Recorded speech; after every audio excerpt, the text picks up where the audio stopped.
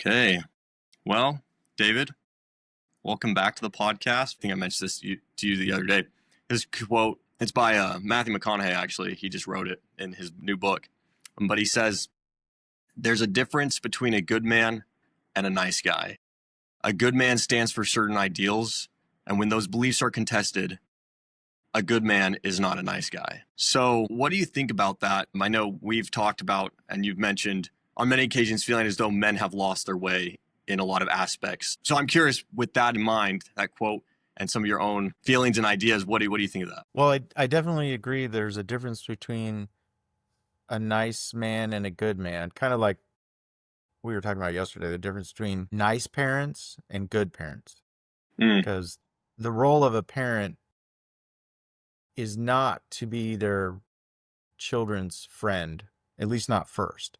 Your role as a parent is to be a parent first and then a friend to the degree that you can be their friend. Yeah, a nice man isn't necessarily good, and a good man isn't necessarily always nice, right? Yeah. Because I liked your quote, Matthew McConaughey's quote, and what I take from that is, it's like you're nice as long as you can be nice. And then when a situation requires that you no longer be nice, then you're not nice anymore. Meaning, for example, if you're traveling with people and somebody is assaulted or being threatened or being harassed, your job as a man is to defend the helpless and the weak. That's the role of men, at least traditionally and historically, because just biologically men are stronger, and that's what testosterone, we have this natural defensive, protective, I want to keep my family and other helpless people around me safe. We have that protective instinct, which I think is a good thing. But to your point, it's been under attack for a long time. And you see that in the dating scene where why would men want to go out and be attacked or be disrespected or be made fun of or be whatever? I don't know. I'm kind of going around it. But anyway, I agree with the quote. I don't know what I think. It's a really great question. I think it's really deep, and I think it's multifaceted. I don't think there's a quick way to get at the core of what's underneath that. But the breakdown of the nuclear family, where traditional roles are pretty much mocked and completely not valued as a society, that's a problem. It's just a gigantic problem. Yeah, I think it's, it seems, and there was a stint there where I don't remember when the term toxic masculinity entered the scene, probably 6-7 years ago, I would say. And there's probably some correlation with, the Me Too movement and a few of those other type of, women empowerment movements that occurred. But it seems like the majority of men don't want to, well, I don't even know if it's a lack of desire. Do you think it's a lack of desire from men to want to have direction and purpose, or do you think it's a lack of knowing how to find that purpose and direction? I think people like the answer to that kind of question.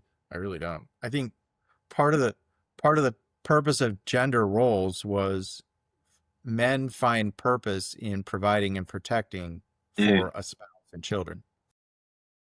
When a lot of the women empowerment movement, the idea of it sounds good and it feels good. It's like, well, we want women to be strong and women want to be more independent. But then it's like carried all the way over here. It's like, well, we don't need men and we hate men. It's like, well, how did you get over there? You started with, but we don't want women to be victimized and we don't want men to terrorize or victimize their families, which was a super, super small percentage, right? But what they did is they said, hey, this small percentage of men that's terrorizing and their homes and is completely abusive and they're toxic, this small percentage, that's all men. That's what they did. And they said, this is over here that we don't like, that's all men. And so now we don't want any of that, and we don't want any of you, and we don't need any of this thing, whatever this thing is, which isn't clearly defined, because they say, well, it's toxic masculinity. Well, there's plenty of toxic femininity. There's plenty of women just divorcing their husbands because they're bored, and then they take all the money and the kids, and now they terrorize their poor ex-husband by manipulating and using the courts against their children and all this kind of crap. So whatever it was they didn't like, which I agree with in purpose, you don't want dysfunctional homes, and you don't want people terrorizing other people, but that's not all men, and that's what they made it. And so now what you have is men saying, well, now you don't want us anymore because you hate men, you hate being masculine, you don't want us to care and protect because you're going to do it by yourself. You don't want us to be, you don't adore. All of these traditional roles they've taken away from men and said, we can do that ourselves, which first of all isn't true, but they believe that they don't need men at all, which is kind of this pendulum swing completely to the other side. So I'm not sure. I don't remember what the question was, but I think part of that problem is what is preventing men from wanting to engage. So where do I find women that? And the other problem is it's also the small percentage of people that's pushing this idea. But then you'd hear a lot of women nodding their heads and saying, yeah, well, we feel that. And so this feeling must be true. And it makes sense that we want to be independent. And it makes sense that we feel like we don't need men. But then, anyway, I don't know, they take it too far. And then you and I having this discussion, well, we're not women. We don't understand their feelings. We can't have comments or thoughts or feelings about what's happening to men in society because you're not women and you don't understand. It's like, okay. So we've lost the ability to have a conversation about what it is they're saying, what it is it means, and then what the impact is. And so now you have men who don't know what their role is. So it's like, well, then why should I lead? Why should I have a family? Why should I take? And so then you get into these marriages where the women wears the pants, they control the money, they can make decisions, and they don't respect, value, or want their husbands to do anything. And then you wonder why, whatever it is. Yeah. Yeah, no, it's the divorce rate, I think, is, when I last checked, it said almost 50% of all marriages in the United States will end in divorce or separation. Estimated 41% of all first marriages end in divorce. So 41 to 50%. But yeah, I do think it's interesting. Like you said, first and foremost, there's the idea that certain parties or certain groups are allowed to have an opinion or a voice at the table depending on the topic. And I think there's definitely voices that are more qualified. You're going to have some voices that are more qualified on certain opinions than others, but that doesn't mean that each person doesn't have a valid experience to share of their own, right? And I think that's all you're saying is men, it's kind of looked down upon for men to say anything regarding women's rights or masculinity, as that would be considered in the premise, being toxic, right? Sharing that opposing view to that. But it's like, I think there is a lot of empathy from people and a lot of, like you're saying, in theory and in ideology alone, there are some principles that it's like, yeah, we don't want women to be abused. We don't want to see anybody use their power or authority or their strength or whatever to abuse or beat down on any, I don't think that was ever the intention of masculinity. And maybe at times that was, used in that way and format, but I think that's a people problem. Utilizing your power over somebody else in a unbecoming manner or a abusive manner, that's a people problem.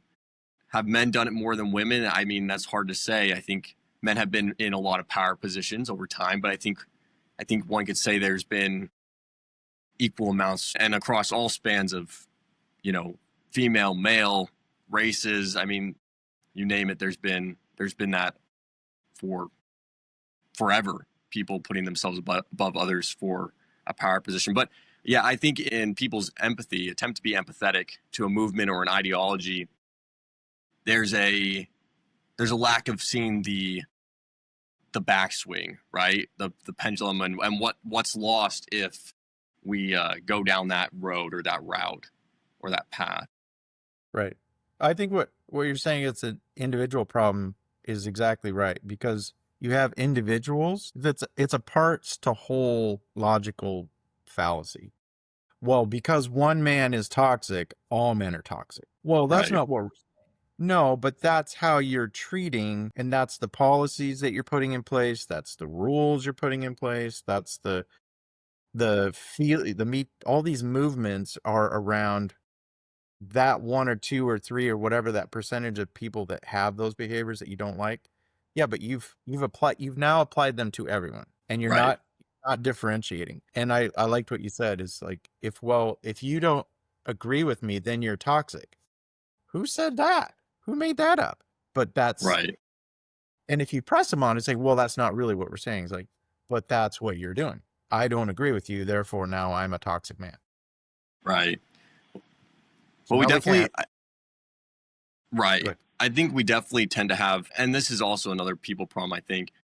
We tend to, it's easy to embellish our experience, meaning, and maybe embellish is the wrong word, but we may have an experience that takes place. And when we start hearing everybody else talk about their experience or share an experience, we can sometimes think that we also have lived in that experience where it may not be true. For example, I think a lot of kids think that their parents are really mean and rude and don't understand them growing up, right? And you may get on the internet and hear somebody else share an experience about how their parents are abusive, right?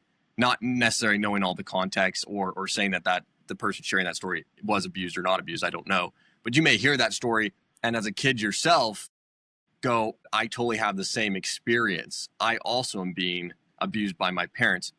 But in reality, when you really look at what an abusive parenting relationship would be, you realize I don't have an abusive parent. Like my parent is just strict and they're holding me accountable. I don't know what I'm, but it's easy to put yourself in that person's shoes and equate your experience with something it may not be. And I think that happens a lot sometimes. You know, you start to blow things out of proportion quickly. And that's not to discount. So I think people would say that you're discounting their experience when you say that. But I think it's just a people problem. We tend to sometimes put more into something than it wasn't, you know? And I think that's what you're mentioning as well, where, you know, we may think something happened to us and therefore everything is like that. But in reality, like that's just that one individual's like that, not everybody. Right. Well, and here's the other problem that you're kind of touching on and that is not everything that people think and feel is correct. It's Yeah. not. You can have thoughts and feelings and you can draw wrong conclusions. Most people in themselves are like, well, that doesn't apply to me. That's everyone else. Everyone out here makes mistakes. I don't make mistakes. Right. And it's like, we know that's not true, but then how we act is not that. It's like Right. what you're saying. My parents are strict. Okay, that may be a fact. I might have thoughts about that. I might have feelings about that. Does that make my feelings invalid? No, but they could be incorrect because your thinking about those facts may be wrong. And Right. we don't And your talk about feelings, that. and I think you're tapping into it as well. Your feelings and your emotions Yeah, are bound to change with time and perspective. correct. And I think we've all had experiences where whatever it may be, you maybe thought you were mistreated or you thought it was unfair or whatever, right? You had some emotion attached to an experience and you give it 10 years, you're a little bit older, you've experienced more of life. Maybe Yeah, you're a parent now, if we're talking to the parent sense, and you look back and go, okay, I'm actually glad that happened, right. you know, and you wouldn't have known it in the moment. You may have had some rough feelings attached towards it, that experience, and you may still, even looking back, you may have gone, oh, I didn't really like how it was handled, but you may have a completely different perspective and feelings towards that experience based on time and experience and perspective. So yeah, I agree. I think no, you're good. I was just gonna say I think feelings are bound to change, and Yeah. and that could be expected. And the other thing that all of this ignores is intent, right? Mm, Like there's an intention behind whatever people do, and then but the impact of that could be completely different. So I might intend to warn you about there's a car coming, and so I yell and I grab you. That's my intention, is to protect you. But the impact is I got grabbed and yanked. And so how that action lands over here and how that gets perceived is different. So Yeah. I'll give you an example. My dad was not super great growing up, and I was not a fan of his disciplining, and there was a ton of dysfunction in our family. In my mid 40s, I kind of came to terms with a lot of that, in the sense that I realized, looking back, what kind of childhood he had had. So he left home when he was 17. His father was a very cruel person. And so he grew up in that. And so what are all of the examples of parenting that he saw? Well, of course, he's going to do some of those as a parent, because that's what he saw and that's all he knew. But in my 40s, I came to realize that what I experienced was better than what he experienced. And so it had gotten incrementally better, and that he was doing the best he could with what he knew. It wasn't great. Right. And a lot of it was really bad, but it was better. And looking back, I can see that, a lot of us are victims of whatever we've grown up with. We continue until we purposely and intentionally and thoughtfully say, let me really evaluate what's going on here, and then make choices about, okay, these things aren't great, but they're not dysfunctional. They're just not optimal. I can work on those. These things are dysfunctional and destructive. I need to fix those right away. Right. Yeah. And then there's all these other things. So anyway, it's just kind of back to your point. Looking back gives us perspective. And sometimes healing takes a long time. And sometimes we really need to look at the intent of the other person. It doesn't always help. If you're getting, beat by a drunken person, it doesn't really matter what the intent is. The impact is devastating, right? Right. Yeah.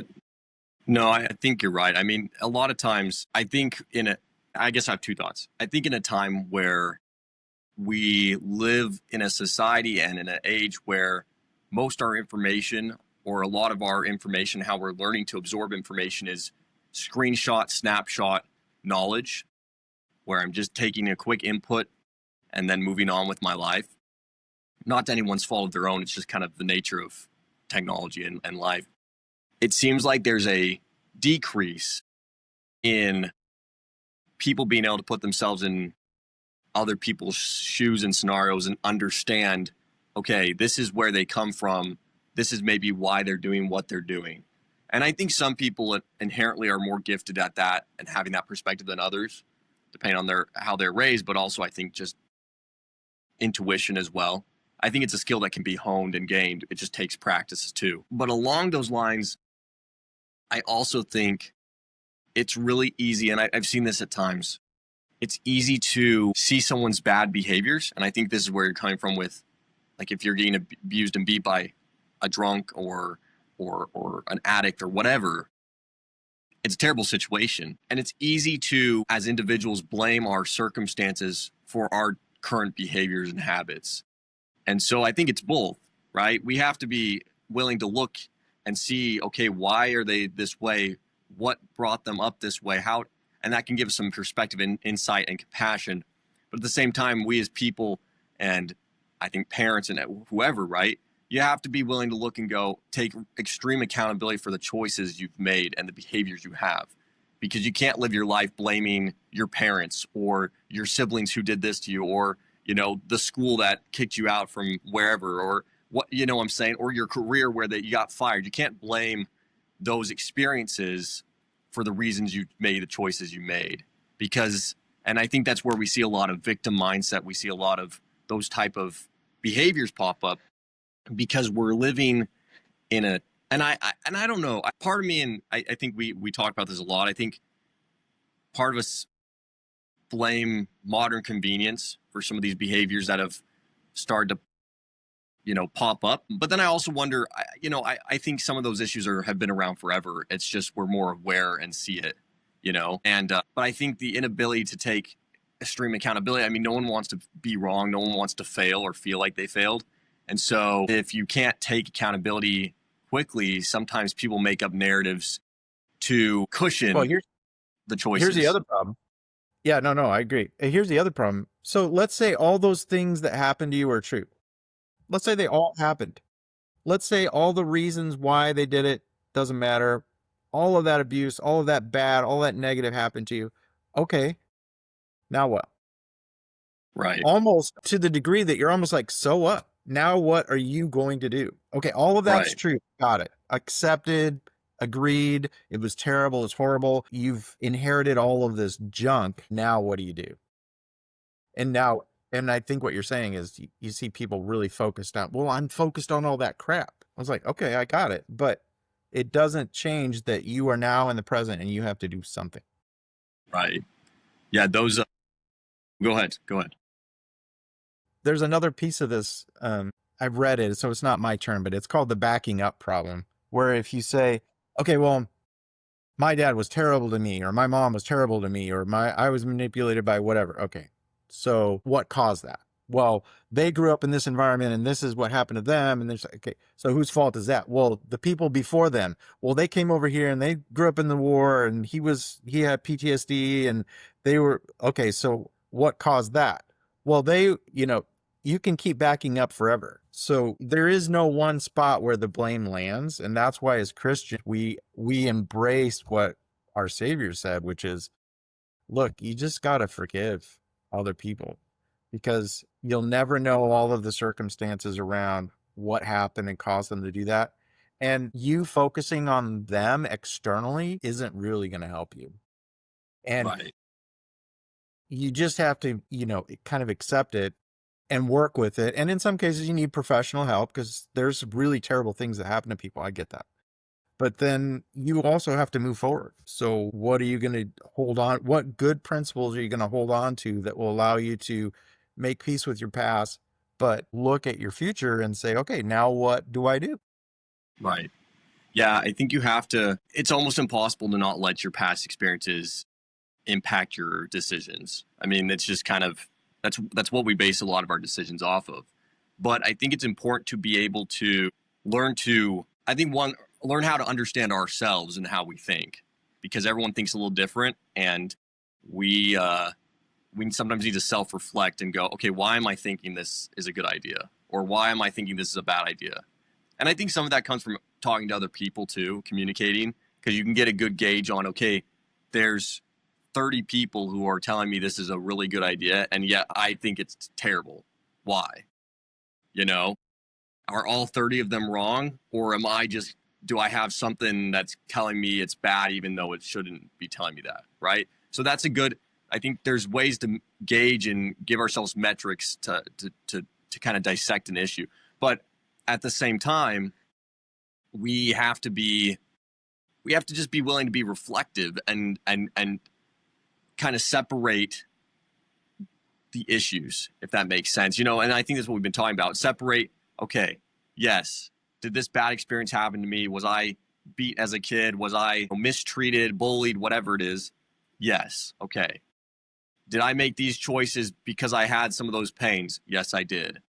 Do those need to correlate or come together to make my next choice? Not necessarily. And being able to separate that out, I think, is a really healthy thing to do. And I'm not sure it happens very frequently. I think, especially if you're somebody who taps more into your emotions, I think for logical thinkers, it can be a little bit easier because that may be already how they think.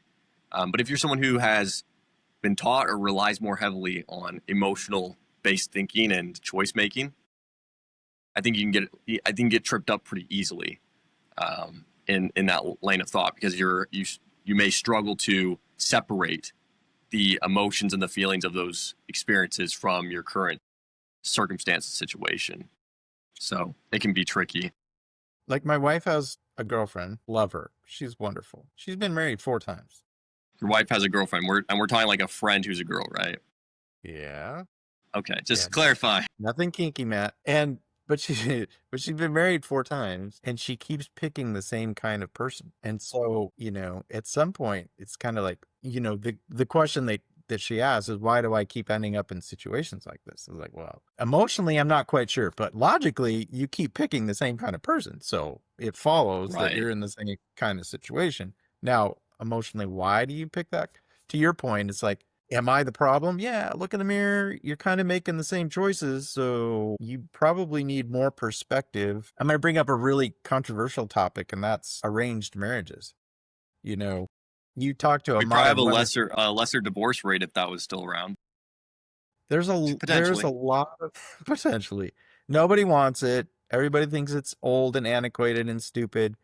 And yet, you know, if you look at the result of their decisions, which is a 50 to 70% divorce rate, maybe that's not such a bad idea. And why is that? Because what are we marrying for? What do women marry for? Love and feelings. But if you go back 50 years, right? If you ask parents, what do you want for your children? I want them to be respectful members of society, contributing. I want them to be good parents. I want them to be active members in their community. And they have all this list of attributes that they wanted their children to be actively working on: honest, dependable, hardworking, you know, those kinds of things. If you ask parents, modern parents, what they want for their children, is, I want them to be happy. Why? What does that do exactly? It's not a bad thing, but we've lost track of all of this character development, and now it's all focused on happiness. And Right. we've got this culture of personality, and we've lost our culture of actual character. Why do you think that is? What's causing it, do you think? I think the causes are multifaceted. So I don't know that there's any one cause, but the breakdown in the family is probably, you can look at internal and outside forces. So, post World War II, there was a lot of, if you track inflation and then the number of two parent households that are working, it kind of correlates. As things become more expensive, both parents are having to work to maintain a standard of living. And so when you have two parents in the workforce and nobody at home, you start to see the breakdown in the family. And then the other correlating thing, if you look at a graph, is the number of single parent households that are primarily women. Not that women can't be single parents effectively, but they really can't effectively be single parents. You need a male and a female influence on children to create healthy, balanced children that go out and can be successful in society as parents, as a family, in the workforce, whatever. I don't know what the word causes are, but to your earlier point about media, does that influence it? I don't know. There's a lot of doom scrolling. How much time do people spend on we if you go back 100 years, 80% of our time was spent just trying to feed ourselves. And now we don't spend 5% of our time trying to feed ourselves by growing and making and processing food. We Right. buy it, cook it, or we go out and eat. I mean, we're definitely feeding ourselves, but not necessarily creating the food. Yeah. So we have all this extra time and we haven't filled it up with meaningful things. We're not pursuing meaningful ideas. We're not spending more time in community and in helping others and being good neighbors. We're spending more time in entertainment. And so now, Yeah. if you go ask your kids, what do they want to do? They want to be entertained, which when I Mm. grew up, I wanted to be entertained, but my parents were like, first of all, go do your chores first, and then go outside and entertain yourself. So, but then we always had a family meal, and then you came together at the end of the day and you had whatever. And I don't know that happens. So I don't know if there's any one cause, but there's a lot of, a lot of factors to it. Yeah, I definitely think it's multifaceted, right? There's a lot of points that impact maybe what's causing the breakdown. Going back to what you said about households headed by married couples, it says, and I pulled this stat the other night, the percentage of households headed by married couples in the U.S. was 47.1% in 2024, down from an all-time high of 78.8% in 1949. So to your point, the breakdown of, that traditional Two-parent family households. household has definitely decreased. I do think when we talk about technology, going back to what you said, when I've talked to young adults in the dating scene, I think there's a few factors playing into effect. I don't necessarily think technology is bad. I mean, without it, we wouldn't be having this phone call, or we wouldn't be able to do half the things we're doing. So there's obviously a lot of great connectivity that happens because of technology and social media and those type of things. However, I think that the perception of achieving an outcome has greatly not decreased, but been warped heavily by media, because we now have the ability to see an outcome on our phone, on YouTube, and see, and maybe it's through seeing, like watching an influencer and seeing their life. I know you hate that term, influencer, or seeing like, a movie or whatever. We kind of see an outcome, and I think you're flooded by that all the time. You're also flooded by a lot of opinions and people's, their people's stories. So to kind of split in half, I think the outcomes, you see these outcomes, but you have no real perception of what it takes to achieve that outcome. And because we're used to now in a society of just getting things quickly because of convenience, and not to say I don't love convenience. I mean, it's great. I was joking. I think we were joking the other day, like, it used to be, like you said, let's go plant the garden. Now it's, hey kids, what do you want off the Walmart, order in, bring to your doorstep order, right? And so we've kind of been conditioned now to be to always get things fast and be convenient. And then we see on social media or online these outcomes. And so we think I can get that outcome without hard work, or I can get that outcome without really knowing how much effort it takes. And so when I've talked to people about dating, I think, or even just marriage or whatever, I think people don't realize the effort that has to be put in to, one, find a person who's a good match. Because, you can get married to someone right off the bat without really knowing them, but that's going to take a lot of effort in the marriage itself to figure it out, regardless. It takes a lot of effort even if you know the person too. But so I don't think a lot of effort's taken prior to getting married, hence the divorce.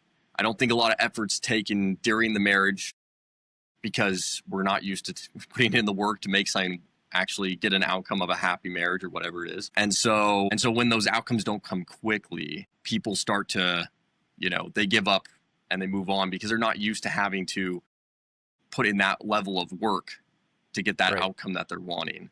Yeah, we see. I think you're saying something. I'm sorry. No, I'm done. Go ahead. We're seeing the result. We're not seeing any of the work that it took to get that result. Right. And that's the thing about social media, which makes me so angry, is it's all fake. It's staged. It's carefully scripted. It's carefully put together. There's makeup artists and lighting and 400 takes to get the perfect shot. But what do we see? We see the perfect shot. So even though what they're doing is a full-time job, we don't even see that. All we see is the result. And so you're right. We've been conditioned to see the result and expect or want that result without understand. We've lost track of the recipe. We don't see, here's the cookbook recipe for cookies. We just go get a cookie. And so now we don't understand or appreciate. It's like the people in where they do those questions in New York City. Where does food come from? The grocery store. No, I know, but where does that come from? Well, the truck brings it to the grocery store. Right. Where does the truck get it? No idea. No clue. Completely disconnected from, and is all of that bad? I don't know. We like the word convenience, but the problem is all of this convenience was invented by people who had to do the manual part of it first to get the result. And so they invented ways to get that quicker.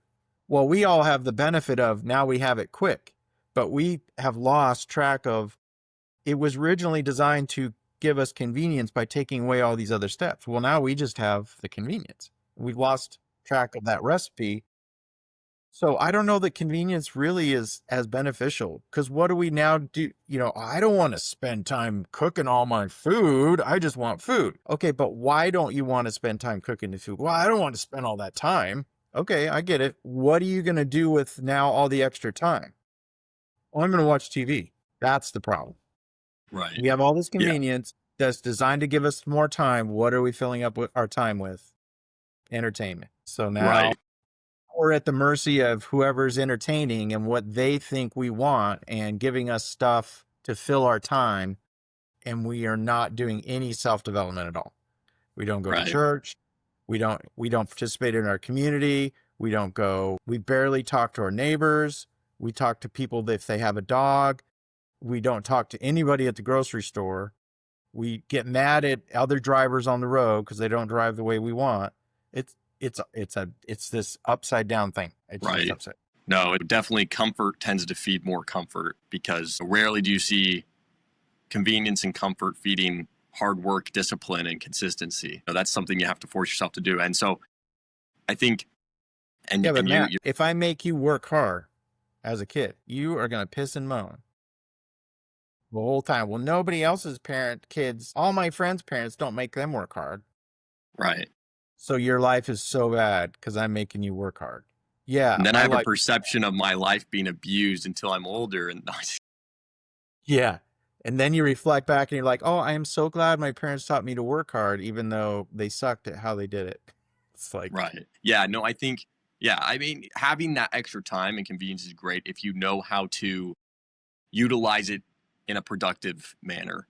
And that's even with everything. And technology is the same thing. Your phone, social media, it's great. It can be a great tool if you know how to utilize it in a productive manner that hopefully benefits other people in society. At the same time, you're making the world a better place. But if not, then it can become a hindrance, and you don't have the skills or the habits or the behaviors built to capitalize on that new free time that you have from that convenience, or your social media that could be a great learning tool or communication device. It becomes more of a hindrance and warps your perception on what's real and what's not. Another interesting thing that I have heard people bring up with dating specifically is, and funnily enough, I think this correlates. I feel like a lot of girls I've talked to, their biggest complaint with men is that they aren't masculine enough, which is ironic because I think that's where, people start to go, well, which do you want? Do you want a man who's masculine or a man who's not masculine? And I think that's confusing for men as well, in what role that they're supposed to play. Yeah, you just spent 10 years telling us that everything that makes us men is toxic. So yeah, now we're trying not to do that. So now what do you want? right. Why are we trying to make women happy? They're never happy. Sorry, it's true. They're not. I think the hard part too is, and I've mentioned this to people before, there used to be a time where you could live, in the same neighborhood or in the same community as other people around you. And let's assume that's probably who you were going to associate with. Probably if you lived in that community, that's probably who you were going to end up dating or marrying or whatever, unless you moved somewhere else and then you integrate into a new community. But if you grew up in that community and associated with people in that environment 50 years ago, maybe even less than that, 20, 30 years ago, you could probably safely assume maybe you didn't have exactly the same beliefs, but you probably had similar upbringing. You probably knew similar people. You probably went to the similar school. You probably had a similar core belief system. And with that in mind, you start dating, you have a lot of similarities, you have a lot of things you can connect on. And, you might, once again, you may not know them personally, maybe you hadn't met them, but you might have a common friend or family member, and you go, oh, okay, I kind of know where this person comes from, and we can work that through. Nowadays, you may be living across the street from somebody you start going out with or associating with, and because of online platforms, social media, you can't necessarily know exactly what information and knowledge and upbringing they're having.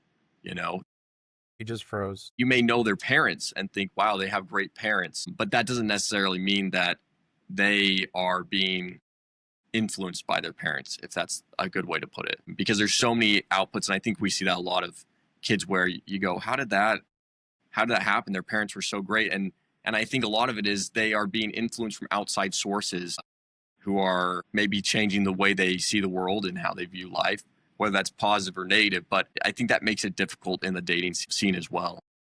Right. I liked what you said about, if you go back 30, 40, 50 years, how did you find someone to marry?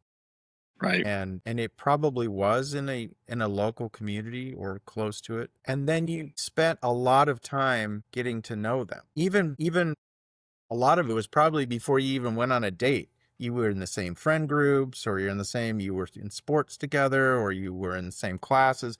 You spent a lot of time with the person before you then started dating them, and then you ended up married. So it's kind of the graph of the amount of time spent with a person before a commitment was made. And now, and all of that commitment was designed to bring people together so that they could then form a family and start having children and all this kind of, and be close and intimate and all this kind of fun stuff. Well, now what do? I don't know you. I've read a paragraph about you on a dating site. We hook up, we have sex. I still don't know anything about you, but we've gone to the end without any of the stuff in between. And so then we just throw that relationship away and it starts over again. So I see you on a dating site. I know a paragraph about you. We go have date and drinks. We hook up, we have sex, and I still don't know anything about you. And then Right. both sides wonder why they're unhappy, unfulfilled. They can't have or maintain good relationships. Look at what you're doing. This cycle is broke. You don't know anybody, but anyway, go down the whole path of how selfish we are. And it's true. We're just selfish, and we're focused on the end result without any of the work in between. Right. I'm just Yeah, trying to no, I deal with you. think no, I think and we've been hitting on it a fair amount with it really comes back to the effort put in, right? The work put in to get the outcome. And, the idea that you could just meet some girl in a bar one night and then have sex and have the perfect life with them is a nice thought, kind of, but it's unrealistic, right? That's not real. That's not how it works. That's not how you're going to, and you know what, to anybody who's listening, and that if that is how it worked out for them and they are happily together, and then slide into the comments and tell me about it, because I don't think it exists. It doesn't happen. But yeah, I think people don't want to. I heard a quote one time, and I'm probably going to butcher this, but they were talking about the rule 10,000 hours to become great at something. There's that kind of takes 10,000 hours to become good at something or great at something. And the challenging part is you probably could become proficient at that item, not necessarily an expert, but good at that item within the first, let's say 100 hours or so. But it takes people, it'll take them forever to just accomplish the first couple hours of work or even get into it, because they don't want to have to, they're avoiding it, right? They're avoiding doing the hard thing. And I think that sets people back quite a bit. And so when they see an avenue where they think a quick and fast result is a possibility, that's where it leads you. Yeah. So it's a little laggy. You can cut this out, but it's a little laggy still. So just so you know. So just talking about, your experience as a 14-year-old in the scouting program and in the program at church in your youth group, where you're one of the last groups of kids that came through that was part of scouting, and went on some week-long or 2-week-long campouts or activities and this kind of thing. And the reason I bring that up is you're one of the last groups that learned that you can do hard things. That's what scouting was designed to teach you. I mean, it was designed to teach you that that you can do hard things. You can learn new information that maybe you don't even want to. Who wants to learn citizenship? But got to. It's good. And it's good to learn new things and hard things and have different perspectives and be more resilient, because you can go on a backpack and you can cry and miss your mommy, but you did it. And then as you grow up and you go on longer, scouting events, and was there some hazing or maybe some bullying and guys being guys? Yeah. And do you learn to cope with that and deal with that and be strong? Yes. And you've learned to do hard things, which I think a lot of the people behind you are not learning. Where do they do hard things and learn to take pride in? I did this hard thing and it took me a long time, and now I'm proud of this skill that I've developed. Well, I've got 10,000 hours in Minecraft. Okay. All right. Not quite the same, because there's nothing physical about that. You're not doing a physical hard thing where you're being required to put on a backpack and walk 6 miles and, oh, my feet are killing me, my back's killing me, and have a great experience doing that and learn that it's okay to be alone and to be isolated and do hard things and feel good about it. We don't teach that anymore, and people aren't learning it anymore. Yeah. That's my whole No, point. I think there's nothing more empowering, I guess is the right word, than knowing that you have a slew of experiences or a bunch of experiences that will, tell you that you're good at something, right?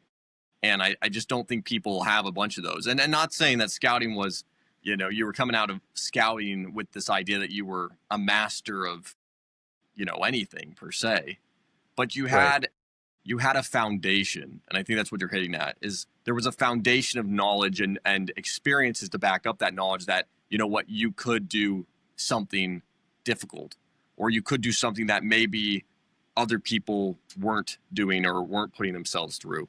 And there's a lot of power in that. And especially as you get into life where things are more challenging and difficult, those experiences become invaluable because you can lean back on them. I think you mentioned when we talked about, Christianity, it's the same thing, right?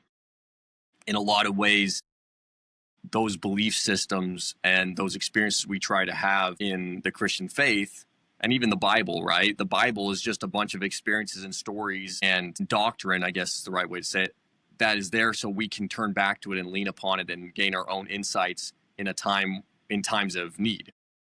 In reality, that's and of course we try to study it regularly so it's it's constantly there, fresh on mind. But it's the same thing, and for us it's no different.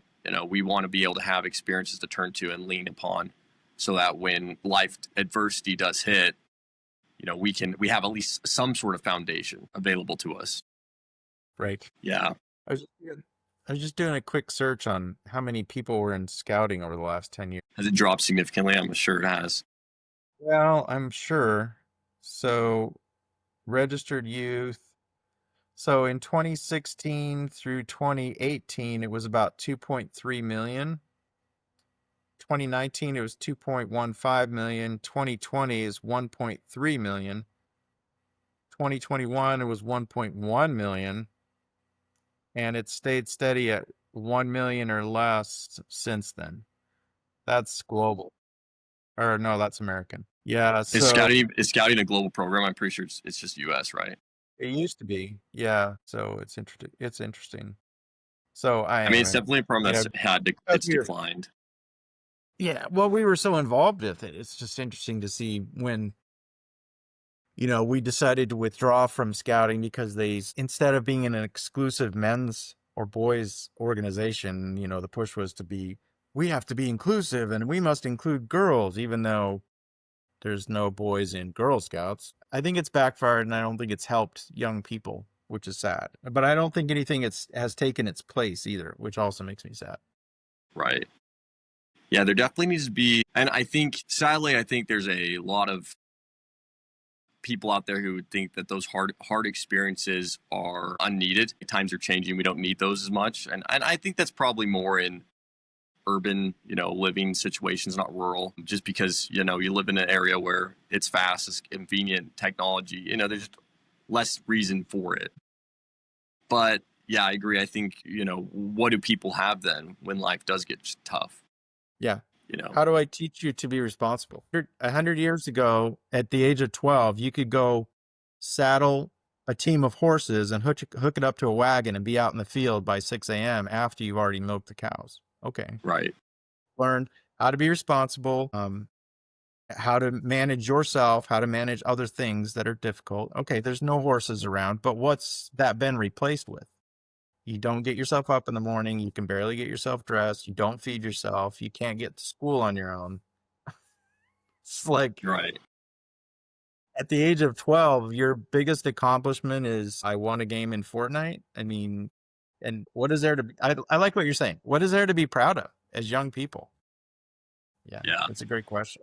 There's not a lot. Yeah, I think there's a lack of, and I don't think it's a lack of opportunities. One thing I was telling one of my siblings the other day, because I think it's really hard. And there's two reasons I think for this. I think one, there are a ton of, there are so many opportunities out there.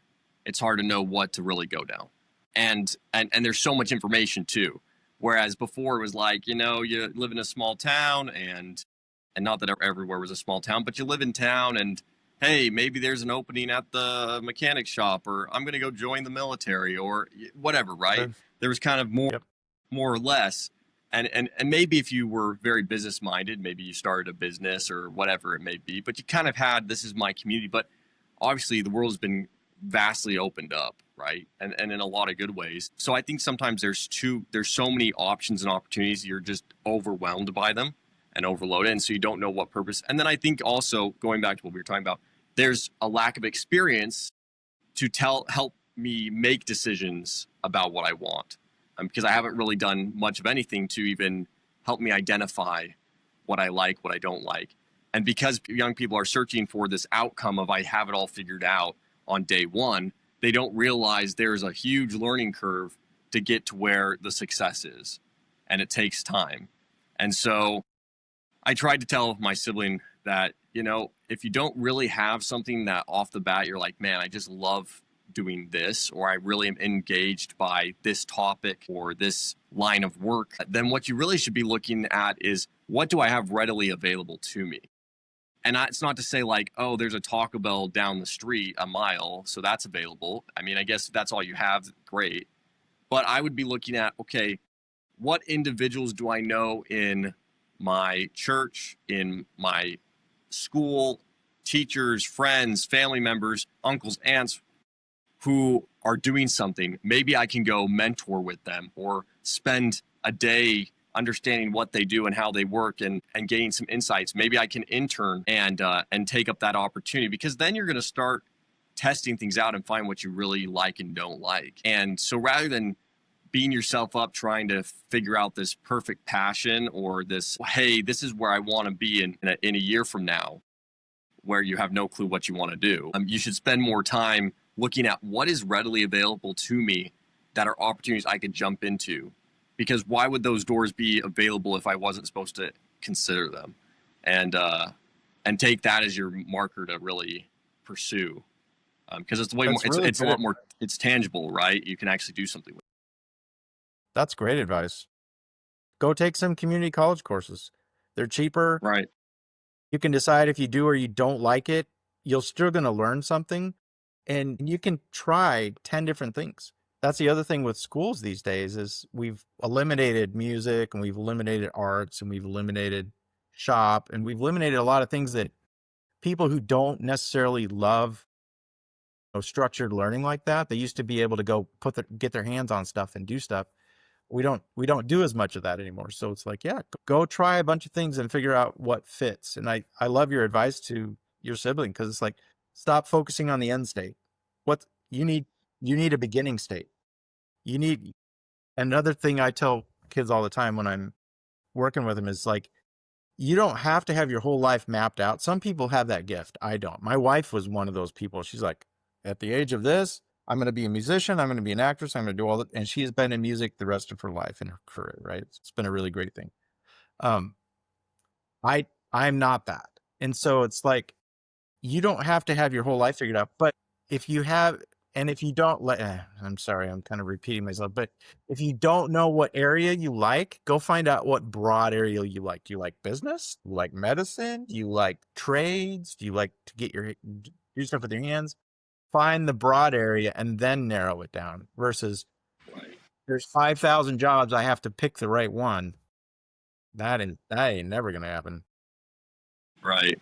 Well, and just like, not to go back to dating, even though that's kind of where we started, I think it's no different, right? Because we sometimes see this outcome we're hoping for, a great relationship, really hot woman or a really hot guy, travel the world. We have all this money. Travel the world. Yeah, I'm going to go be we're going to be an Instagram couple, whatever it is, right? We see these outcomes, but not realizing that, one,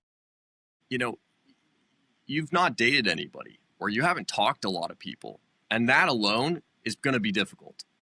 Getting the courage to go speak to somebody or approach somebody. And like, if you don't have that, those nerves, that's just not like maybe you're gifted with that where you don't get nervous. If you are, you're blessed. But for the most part, you're probably going to get nervous. You're going to be scared to talk to that person. So that's going to be a hurdle. And then it's all about getting to know people. What do I like? What do I not like? You're probably the first girl that you really are into and you manage to go out with, or guy. You're probably going to be infatuated with them. You're going to be super in love with them, think they're the most amazing thing on planet Earth. And the truth is they're probably not. And they're probably not, they probably have a lot of quirks and problems just like you do. And you'll date them for a while. And if you actually take the time to get to know them, over a while, they'll fade and you'll realize, oh, that's not really what I want. I just had those feelings and that's why I thought they were great. And so it takes time to work through all those things and figure out who you are, figure out who people are. And each person, you find out a little bit more information about what you like, what you don't like, what works, what doesn't work. You may be attracted to a very certain type of person. And this happens to be the case for me. You may be attracted to a very certain type of personality, looks, whatever it may be. That may not be what's really best for you as a person, though. I love drinking soda. That doesn't mean it's the greatest thing for me. Right. You might have a physical type, right? But that may not be that's physical. But what about who they are as a person? What do you need? Do you need somebody who's affectionate or not? Do you need somebody who communicates gently or not? Do you want somebody who makes decisions or not? Do you want somebody who works well with money and budgets or not? Yeah. Who they are as a physical type has nothing to do with the kind of person that would make a good partner and would be a good mom and be a good spouse. Right. And I would argue too, not even argue because we're agreeing, but I would say as well, there's even personalities that you may find really attractive, but that doesn't mean that meshes well with your life or how you work or how you operate as an individual. And while maybe it's fun for a few weeks or a few months, for a lifetime or however long, it's not really, that doesn't really work well with you or your personality type. And Spit it out, Matt. Bubbly blondes. Yes, exactly. Yeah. So when you but that requires, like we were saying, it requires the effort of putting in your time, going back to the forge each time and doing those reps on the iron, right? And kind of figuring out what does work and what doesn't work. And I think a lot of people skip those steps. And that's probably why there's a pretty high divorce rate. I think life's getting harder. People are a lot more different and opinionated, and communities are warped because of those factors. And so when you combine that with people not wanting to put in effort to find out what's really out there, you get really poor outcomes, to say it in a polite way.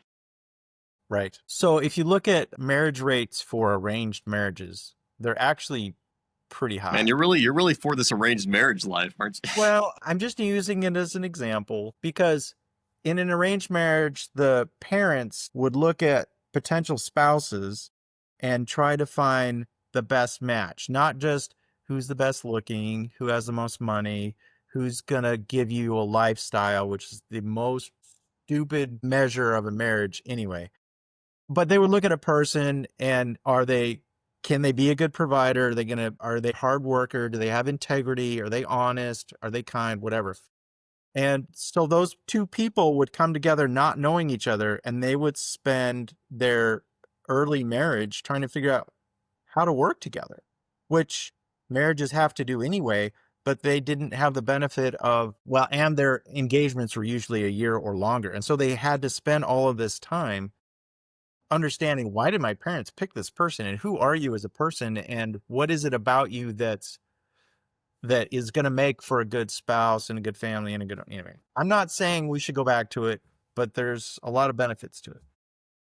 Yeah, no, there's definitely, going back to it, that'll never happen. But right. But I think if you have good family members around you, and that's probably the key part, there's usually wisdom and experience. So they've been through the life cycle, and hopefully they've put in the effort as well. And so they can give a little more guidance and hopefully are picking somebody that's, okay, this is a good match. Now, I mean, anciently and historically, a lot of arranged marriages were used for benefiting of the family or uniting of families. And so that's where, depending on the situation, maybe there's some toxic males in that situation, but I think that was a lot of benefit to the arranged marriages as well. But I think you make a good point that between hopefully wisdom of older people who have experienced life and the taking the time to work together and realizing that this isn't something we're just going to give up on. We got to put in the effort. Those aspects I think they've always been a recipe for success. Sure. Well, there's been a kind of a funny phrase I've heard some female commentators make, which is single women try to keep other women single.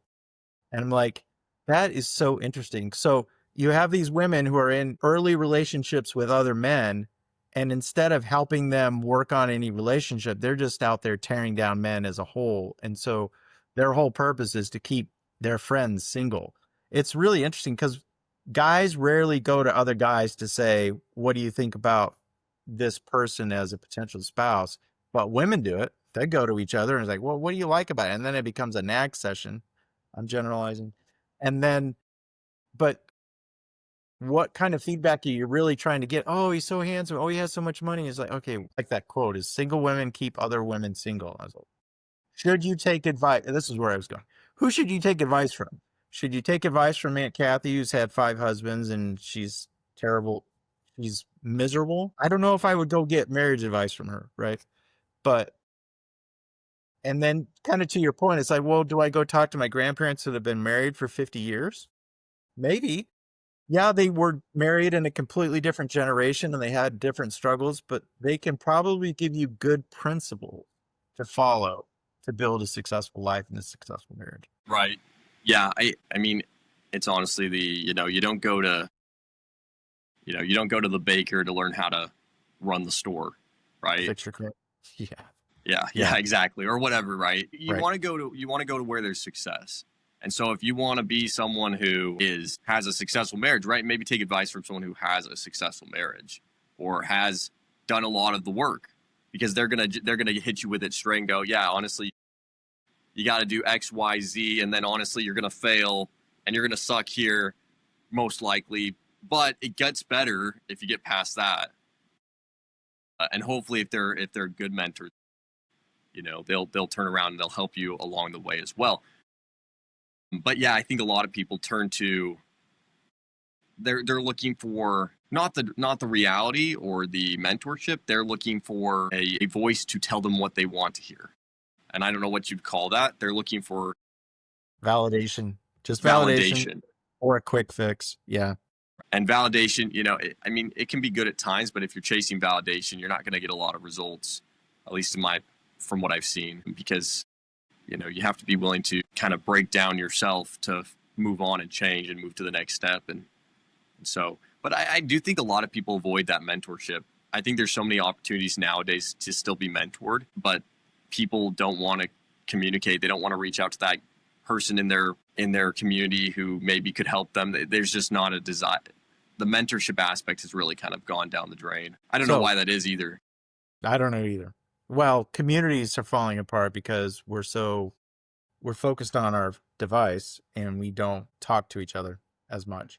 And so you're not in conversations or social situations where you can get advice. So if I were to give advice on marriage, I think 2 really important things would be to find somebody who's forgiving and to find somebody who's willing to communicate whatever your communication style is, yours personally. Find somebody who can work with that.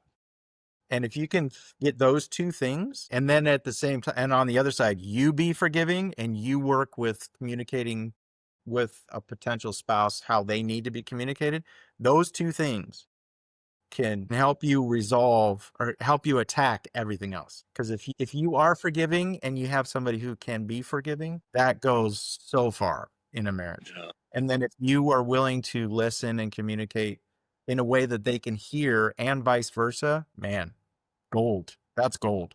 Find somebody like that. All the other stuff you can work with, right? Yeah. Well, they want to watch sports all weekend. You can work with that. Well, she wants to go out with the ladies and go shopping and she loves clothes. You can work with that. If you can be forgiving on both sides and learn to listen and communicate well on going both ways, all the rest of that stuff is gravy. You can work through that. Well, they don't want to have kids. Well, you need to pick a different spouse. But they want to parent this way. You can work with that. You can figure that out. Well, they have different goals with money. You can figure that out.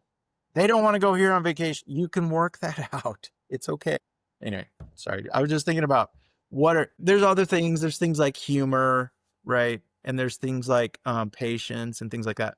But those two things, there's way more, but those two things as a core of how to have a successful relationship and marriage. I know you didn't ask, but I'm like thinking about, No, you're good. what advice do you give people? Because I can be negative, I can tear stuff down, and I can point to, here's all the problems in society, and here's how feminism has ruined families, and here's this and that and the other. It's like, okay, yeah, what do you do? It's like, okay, figure out how to find people that can do this and be that person yourself. How do you become a forgiving person? Great question. How do you become a good communicator? Yeah, you got to practice. You got to practice both those things. And if you're stuck on your phone and stuck playing video games and you're stuck, focused on whatever, how are you practicing any of those things? So turn the phone off and spend some time actually interacting with people so that you can get your feelings hurt and then learn to forgive and learn to communicate and figure out, what that is. So, all right. End of lecture. Yeah. Sorry. No, it's good. I totally agree. I think there are a lot of key skills that will translate not only in relationships, but over your entire life. Being forgiving, being humble, being a good communicator. I think those are all key skills that are great in a relationship, but they're also important just to be a good person and contribute to society and be successful. Not necessarily that you can't be successful without one or two of them, but they're definitely going to help along the way. Well, you can. If you can't be forgiving and you can't communicate, which includes really good listening, you won't succeed.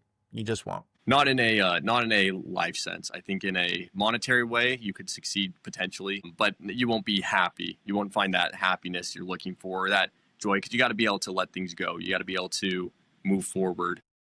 Yeah, I was strictly talking context of relationships, and Yeah, you're right. You're 100% right.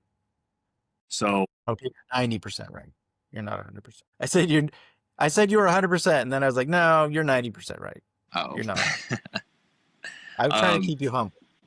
Oh, I see. I appreciate that. Well, that's a skill we're talking about, so it's appropriate. So, David, I guess my last question to you would be: do young people, does society, do we stand a chance? What do we got to do? And I know it's broad, but yeah, I think all you can do is individually, everybody has a chance. Individually, everybody has a chance. Collectively, I don't know how optimistic I am about that. Individually, absolutely. But in order for that to happen, there needs to be some self-awareness and there needs to be some acknowledgement that we can be better. If I'm not looking for how I can be better, nothing changes. So if we get set in our ways and we're not willing to grow and learn, which takes hard things and humility, then yeah. So individually, I think, yeah, everybody has a chance. And the more people, that good, honest people can reach and kind of touch and influence and help shape, I think it's great. You and I were talking about bumper stickers and kind of these one phrase mottos and things like that. I'm not against those. And I think in a lot of ways, one phrase sayings or good quotes and bumper stickers, they kind of help us identify good principles that we should follow. And so I think to the degree that, we embrace some of those good principles, good moral principles, I think those are fine. But if we wrap up our whole life, if we become really glib about what we believe, and we just like throw around one phrase sayings and bumper stickers, and we kind of skip across the surface of life, and we don't go deep. We're not scuba diving. We're not down in the water trying to understand the beauty and the complexity of life. Yeah, So yes, they're Matt, good for. there's hope for you, Matt. Perfect. Yeah, no, I think they're good phrases, but they once again, they're missing the reality of the work and effort that's taken to really get that motivation or that inspiration or that quote, But Yeah, yeah, it embodies a principle, but that's just the principle. You have to go try it out in your life in order to make it true. yeah, we've got to be. I love what you say though about accountability and realizing it's on us to make the changes and become better, right? And every day try to be a little bit better than the day we were before. And we're gonna mess up along the way, obviously. But that's not to say, I think we get accountability and like perfectionism mixed up, and I would say perfectionism and that type of stuff is a lot different, and a lot of time I think that perfectionism is actually more of a victim mindset coming out than an actual issue. Usually it's I've got to fix all these things that don't matter. I've got to be perfect, and that's overwhelming, and it keeps us stuck. But I do think self-acceptance and being super accountable makes all the difference. And if people are doing that, we'll make it through. Yeah, I agree. Perfectionism is a failure to recognize the reality of life. Nobody's perfect. We're not going to be perfect. We should improve. But when we get stuck nitpicking, nobody benefits. Nobody. If I'm nitpicking you, Matt, I'm not benefiting. Right. It's just my ego because I get to push down Matt. Ha ha ha. That doesn't help me. It doesn't help you. Well, how does that motivate you to improve? Would you quit nitpicking me? I know it's wrong. I'm working on it. Stop. Anyway, that's a whole nother conversation. Perfectionism. Well, David, it's been fun having you on, obviously, for part 3. Yeah, I don't know if there's any good content in this, hopefully. I mean, it's just thoughts and feelings and some experience. So hey, it's always good for a good mindset reset, Yeah, absolutely. Absolutely. So, and these are the type of discussions that flush out ideas. So yeah, and if I had to sum it up in a word, feminism has destroyed the American family. Disagree with me, prove me wrong. The idea, the core of it, why it was started as a movement to try to help free people who felt enslaved or whatever, I understand that. I really do.